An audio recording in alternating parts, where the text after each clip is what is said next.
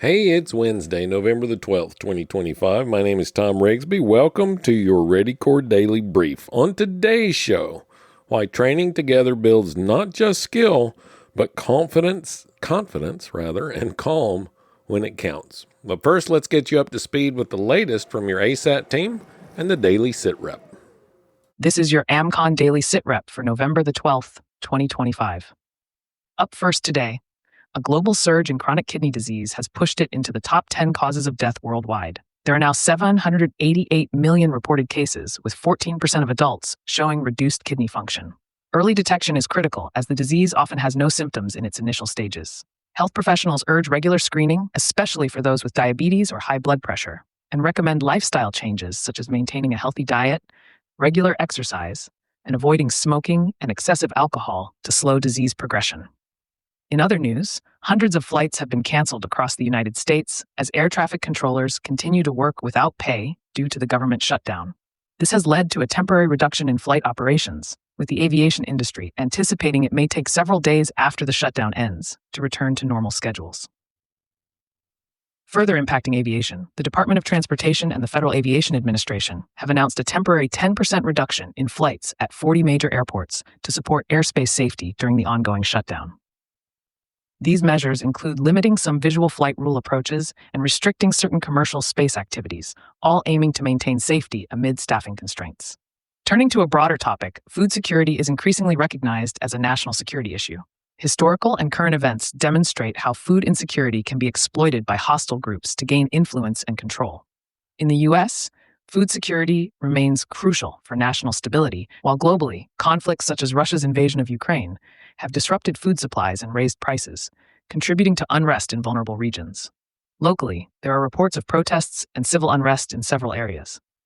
Residents are advised to maintain situational awareness, be cautious when attending public events, and report any suspicious activity to authorities and the AISAT team.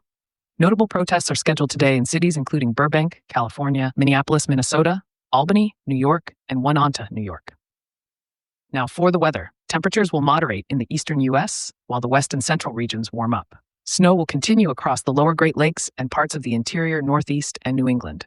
A strong cyclone forming off the west coast is expected to bring heavy rainfall, mountain snow, and strong winds starting tonight. A frigid air mass will keep colder conditions across much of the eastern United, 2/3 of the country early this week, with record lows possible in the southeast and Florida.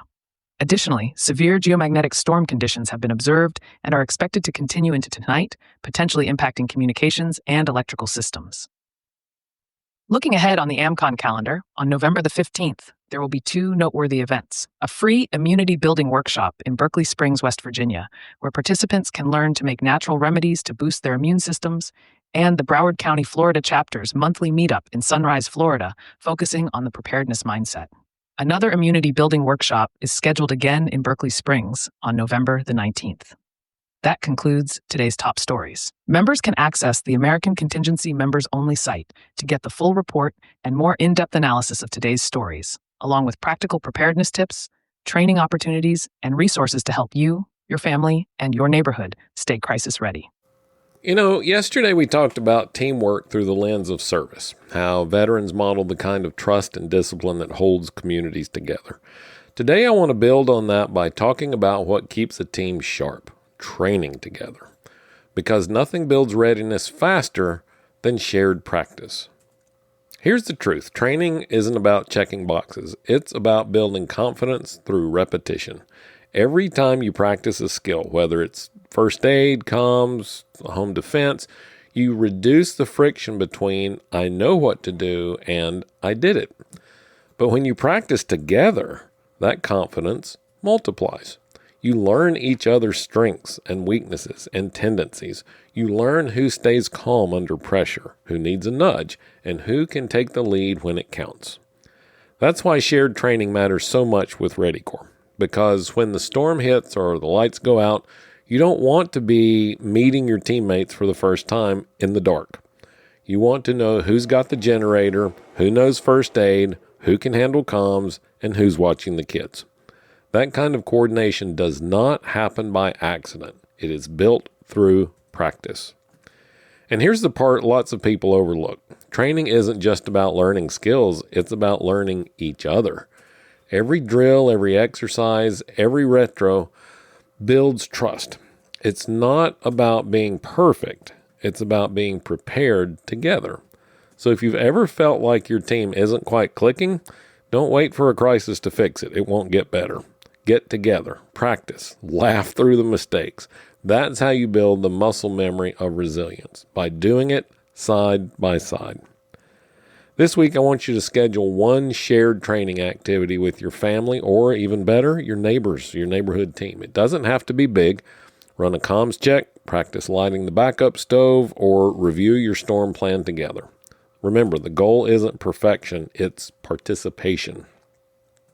All right, when we chat tomorrow, we'll talk about what happens when plans meet people and how trust and flexibility turn preparation into performance. Well, that wraps up today's AmCon Daily Brief. Thanks for listening. Members, you'll find extended resources on our members-only website and in your phone app. And if you're not a member of the community yet, head over to AmericanContingency.com and take the first step. If this brief helped you, please do me a favor and pass it along to someone in your circle. I'm Thom Rigsby. Stay alert, stay ready, and I'll talk to you again tomorrow.